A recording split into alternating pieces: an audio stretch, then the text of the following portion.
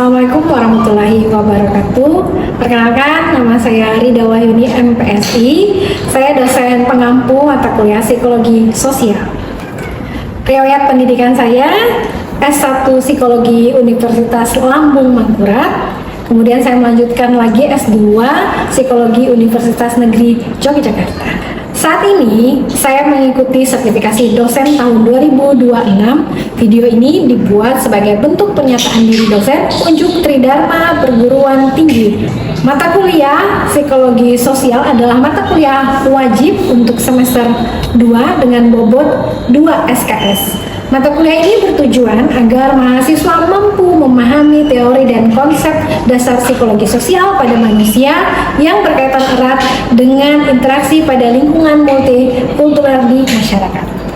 Pendekatan dalam pembelajaran ini menggunakan teknik student-centered learning, yaitu pertama, humanis transformatif, terus yang kedua, ceramah dan diskusi interaktif, ketiga adalah problem-based learning, terus yang keempat adalah sesi tanya-jawab, dan terakhir adalah tugas atau studi kasus. Dengan metode pembelajaran ini diharapkan mahasiswa lebih aktif dan berpikir kritis saat pembelajaran di kelas. Media pembelajaran ini baik daring maupun luring menggunakan Zoom meeting, laptop, dan TV LED, berbagai buku dan jurnal yang relevan dengan mata kuliah psikologi sosial.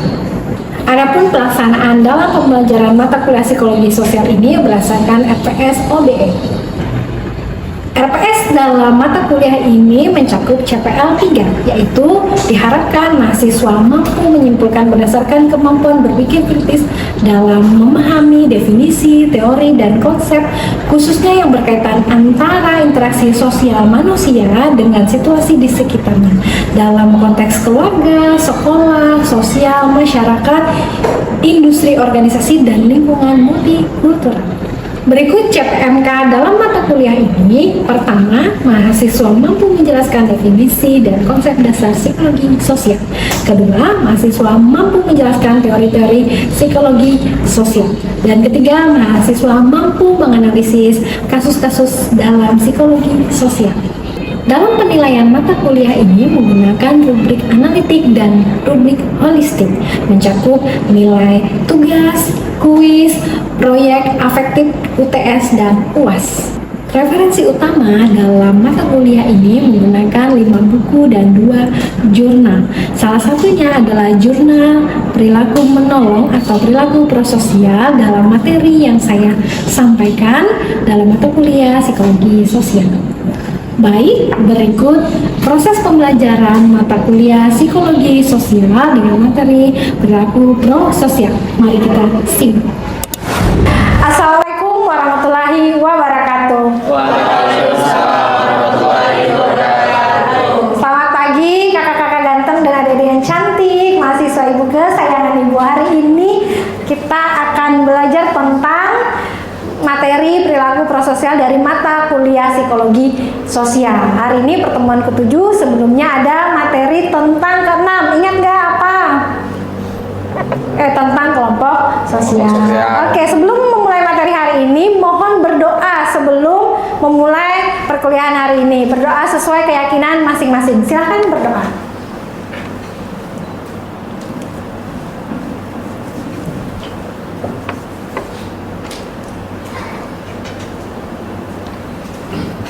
Oke, sudah selesai? Oke, hari ini tadi tentang membahas tentang perilaku prososial. Oke, perilaku prososial ini lekat sekali dengan kehidupan kita sehari-hari. Oke, kalau di pikiran Mbak dan Mas sebelumnya itu perilaku prososial itu apa sih? Sebelumnya boleh Mbak, siapa namanya? Dini. Mbak Dini. Oke, silakan Mbak Dini. Apa yang terlintas di pikiran Mbak Dini tentang perilaku prososial?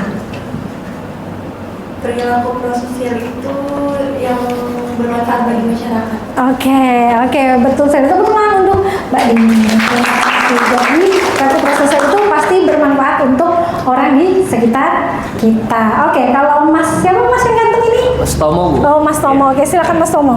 Menurut saya untuk perilaku prososial sendiri adalah perilaku positif sama seperti Mbak Edga yang bisa bermanfaat atau berdampak positif bagi masyarakat di sekitar. Oke, jadi setuju ya, tepuk tangan untuk Mas Tomo. dan Mbak Dini. Jadi bermanfaat dan juga positif untuk masyarakat di sekitar. Oke, coba kita lihat apa sih perilaku prososial itu.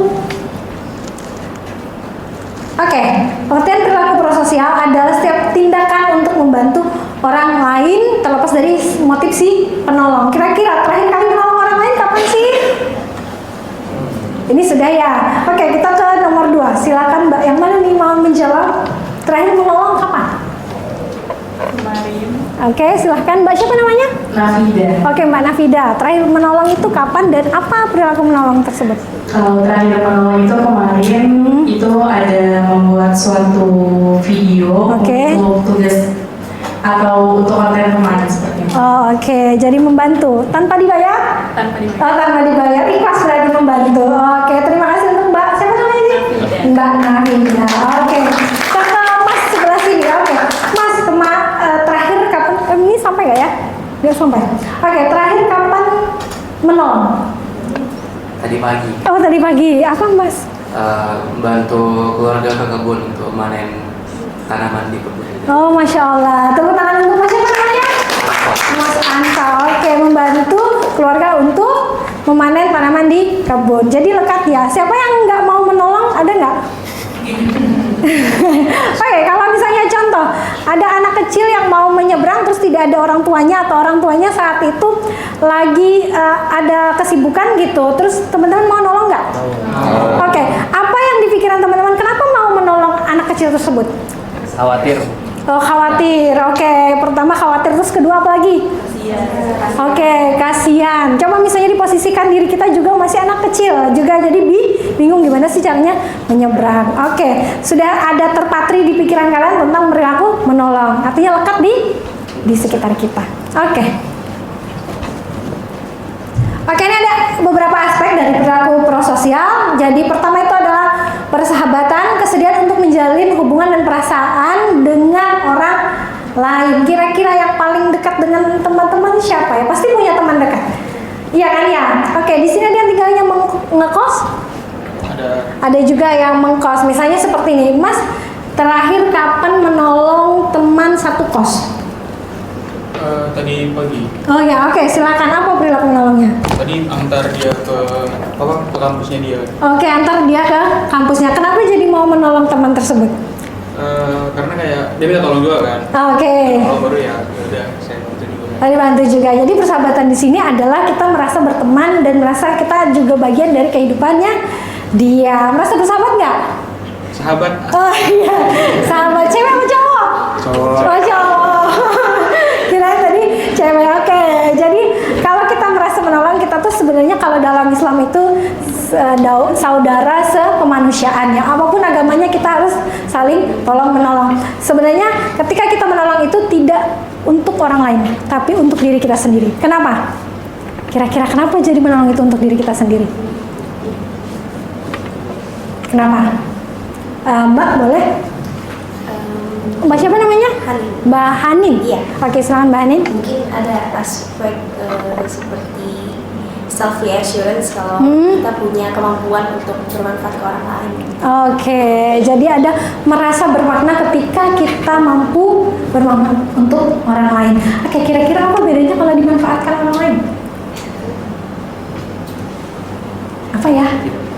Tadi cewek sudah, cowok silakan. Mas, yang mana nih, mau ini apa yang ini? Oh gimana? Tadi gimana? Silakan. Silakan. Oh ya, silakan. Mas, Ya, Bu. Mas siapa namanya? Nuansa. Mas Nuansa. Oke, yang punya nuansa? Oh bukan. Cowok. Oke, silakan Mas Nuansa. Tadi gimana, Bu? Tadi, apa tadi bisa diulang pertanyaan Ibu? Apa bedanya sama gimana? Iya, apa bedanya? Kalau dimanfaatkan itu berarti ada suatu hal yang diinginkan doang, enggak Oh, oke. cuma dibagi gitu. Oke, terus kalau Mas sudah dimanfaatkan bagaimana? Ya, Kalau dimanfaatkan bagaimana? apabila dimanfaatkan ya kita harus tahu profesi juga, profesional juga, harus Oke. promosi juga tentang hal yang entah kita dimanfaatkan itu secara baik atau tidaknya, itu harus dilihat juga. Oke, terima kasih teman-teman. Oke. Jadi di sini udah tahu ya, menolong kita boleh, tapi kita harus membedakan antara bermanfaat atau sedang dimanfaatkan. Nggak apa-apa kalau kalau misalnya memang mau dimanfaatkan, kalau memang logo, tapi tidak semua orang bisa mau menerima dia dimanfaatkan.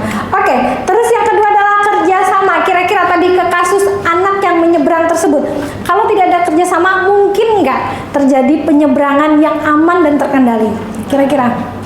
Oke, terus ke kasus Mas tadi, Mas siapa tadi namanya? Ardin, Bu. Mas Ardin.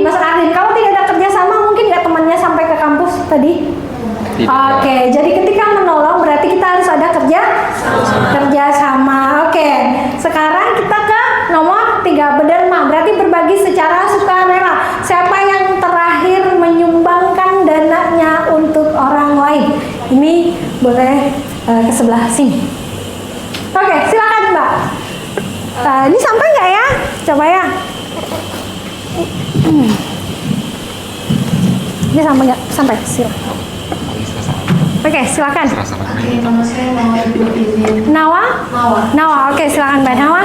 Kali saya menyumbang itu baru pagi-pagi banget. Oke, Masya Allah. Ada orang yang kurang 1.000, jadi saya kasih 3.000. Oh, Masya Allah. Tepuk tangan. Oke, terima kasih Mbak Nawa. Oke, apa perasaan Mbak Nawa ketika bisa berbagi 1.000 rupiah itu untuk orang lain? Merasa berbangga dan senang aja karena orang yang saya bantu kayak terima kasih buat. Oh, Masya Allah. Terima kasih Mbak Nawa sudah berbagi kebaikan hari ini. Oke, jadi ternyata ketika kita berbagi atau berderma ada merasa kita apa ya? Senang dan bahagia. Kira-kira kenapa ya seperti itu? Jadi sudah ya, ini habis aja di kelas ditanya semua. Oke, yang belum siapa ya? Yang belum? Pokoknya semuanya harus dapat nih. Mbak tadi udah, Mbak siapa boleh? Mbak siapa namanya? Amel. Mbak Amel, oke silakan. Kenapa merasa senang ketika kita bisa berbagi? Karena menurut saya ketika saya membantu orang lain berarti saya juga bermanfaat untuk orang lain dan juga meringankan beban dari orang lain itu. Oke. Saya merasa saya bermanfaat juga ya bagi manusia lain. Oke, terima kasih untuk Mbak siapa namanya? Mbak Amel. Jadi ketika kita merasa bermanfaat, kita tuh merasa hidup. Pernah nggak ada orang yang merasa putus asa mau bunuh diri? Kenapa? Kira-kira? Iya, dia tidak merasa bermanfaat, tidak merasa berperan di dalam hidupnya. Padahal, mohon maaf, seberapapun kecilnya peran kita itu penting ada di dunia. Kira-kira misalnya ada contoh, kita sering marah, ada nyamuk kan ya? Ya, marah sama nyamuk karena gigit kita, gatal, bentol-bentol gitu. Kenapa Tuhan menciptakan yang namanya nyamuk? Kira-kira?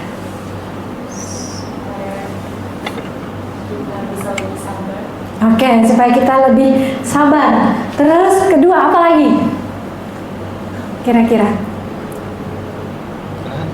Supaya kita lebih sabar, tadi ngajarin sabar. Terus apa lagi? Belajar satu hal, dari nyamuk itu dia pasukan berani mati. Kenapa?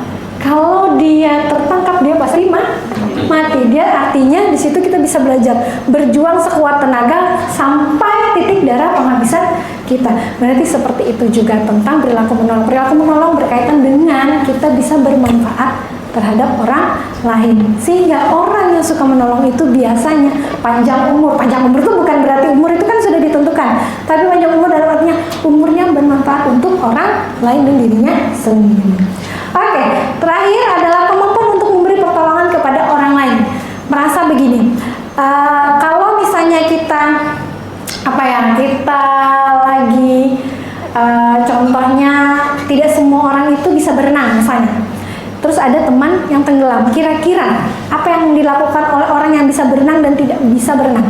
Oke, yang bisa berenang angkat tangan. Ada yang bisa berenang? Oke. Kalau misalnya tidak bisa berenang, pertolongan apa yang bisa dilakukan untuk menolong teman yang saat itu tenggelam? Cari bantuan. Oke, cari bantuan profesional. Oke.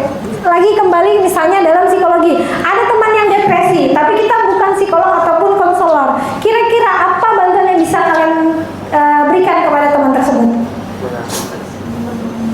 Oke, menemani dia. Terus kedua apa lagi? Memberikan saran kepada profesional kalau memang kita tidak bisa membantu. Oke, kalau misalnya jadi ketika kita bisa menolong itu tidak harus kita langsung menolong, tapi bisa memberikan saran atau rujukan kepada orang yang lebih ahli. Begitu ya teman-teman. Oke, jadi menolong sesuai dengan kemampuan masing-masing. Oke, jadi menolong sesuai kemampuan masing-masing. Misal, saya yang belum tanya Mbak Yova, sampai nggak ya? Boleh Mbak Yova berdiri lalu maju ke depan? Oke, pertanyaan untuk Mbak Yova. Kalau misalnya saya mau pinjam uang 1 miliar, kira-kira Mbak Yova mau minjemin atau tidak? Tidak. Tidak. Oke, tidak mau minjemin. Kenapa kira-kira Mbak Yova tidak mau minjemkan uang 1 miliar kepada saya? Pertama saya nggak punya. Terus kedua? Yang kedua cukup besar ya. Oh, cukup besar. Miliar. Oke. Kesusahan. Oke, terima kasih Mbak Yova. Oke, jadi itu contoh dasar. Misalnya saya tadi mau minjem uang 1 miliar kepada Mbak Yova. Mbak Yova tidak punya kemampuan untuk meminjamkan uang 1 miliar kepada saya. Mbak Yova bisa menyarankan saya untuk meminjam ke bank misalnya, seperti itu gitu. Tidak kepinjol ya Mbak ya? Iya. Oke. Nah, terus kita akan membahas tentang faktor-faktor yang mempengaruhi perilaku prososial. Ada eksternal dan internal. Oke, di sini ada eksternal. Bystander effect adalah orang-orang yang berada di sekitar tempat kejadian. Misalnya seperti ini. Ada orang yang kecelakaan. Nah, kira-kira di saat orang kecelakaan tersebut, misal di jalan ya gitu, sering kita lihat teman-teman mau nolong atau tidak? Mau nolong. Mau nggak? Mau. Oke, di sini tim mau atau tidak? Mau. Oke, kenapa mau? Kasihan. Kasihan gitu. Tapi kalau sudah ada yang banyak untuk menolong orang tersebut, kira-kira masih mau nolong atau tidak? Enggak. Iya, itulah bystander effect. Ketika semakin banyak orang di tempat kejadian yang menolong korban, maka kesadaran kita untuk menolong itu berkurang. Kenapa? Ya udahlah, dia udah ditolong juga gitu. Nah, itulah bystander effect sebenarnya.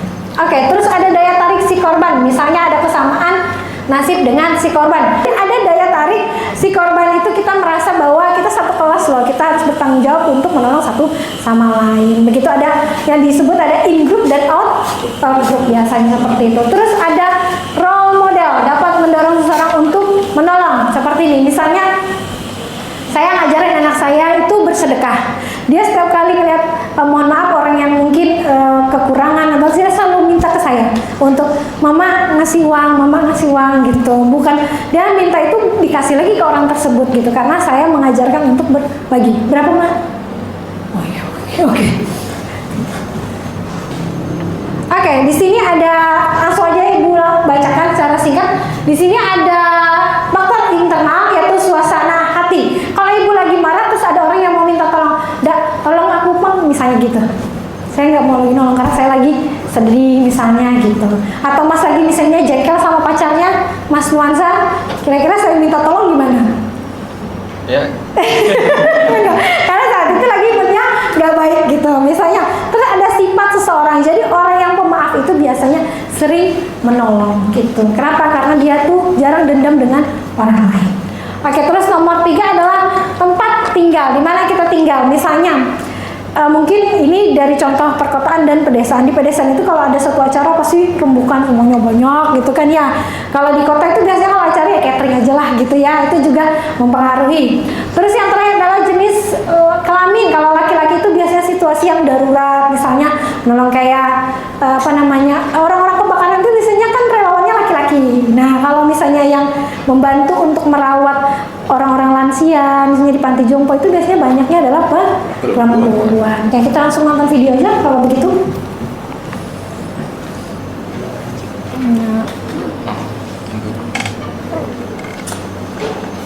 Boleh ditonton? Kedengaran suaranya? Oke.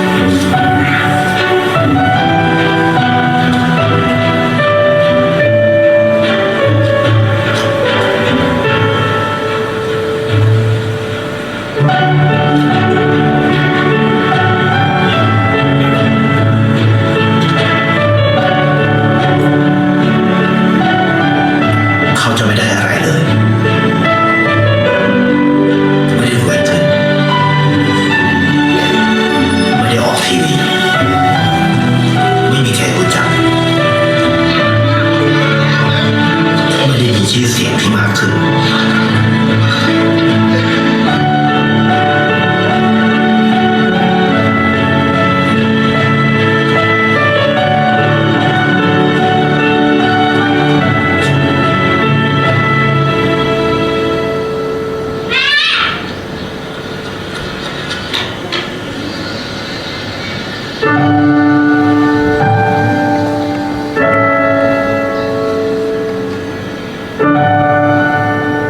เพราะสิ่งที่เขาได้คือได้แค่ความรู้สึก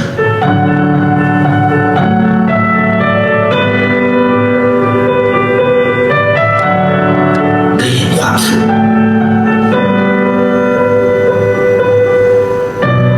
ได้เข้าใจ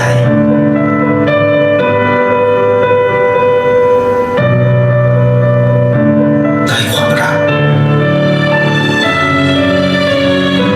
ได้ในสิ่งที่เงินซื้อไม่ได้ได้โลกที่สวยงามกว่าเดิม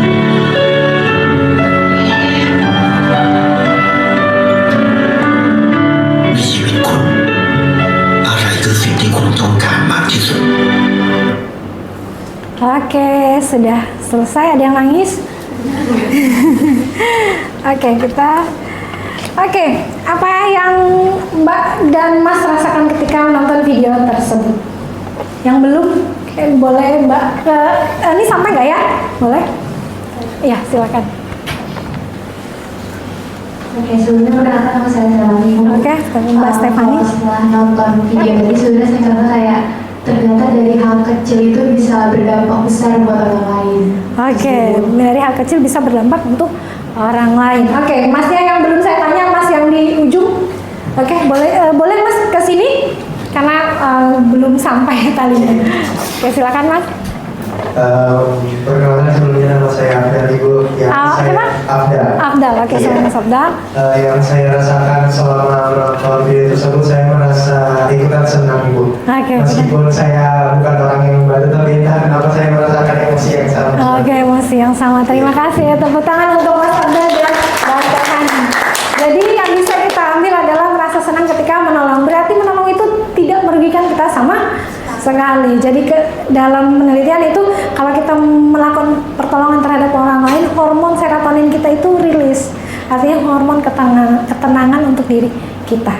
Oke, jadi itu adalah video yang kita tonton hari ini. Nanti ada tugas untuk teman-teman, boleh nanti dicatat atau di screenshot, nanti Ibu bagikan di grup kelas. Oke, ini ada tugasnya, nanti boleh dikirim di Google Drive yang Ibu sediakan. Nanti juga akan koordinasi dengan PJ Mata Kuliah Psikologi Sosial. Oke, ada pertanyaan dari kakak-kakak ganteng dan cantik hari ini, mahasiswa kesayangan Ibu.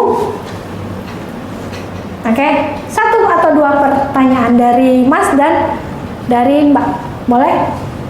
Yang belum Ibu tanya tadi?